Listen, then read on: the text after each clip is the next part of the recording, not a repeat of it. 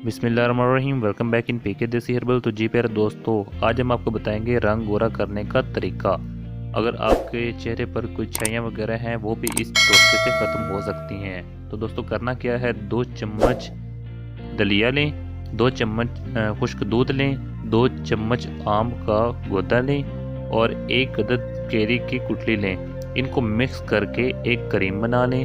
इस क्रीम को पूरे जिस्म पर मसाज करें, रंग साफ हो जाएगा। अगर आपके पास से पसीने की बदबू आती है तो वो भी ख़त्म हो जाएगी।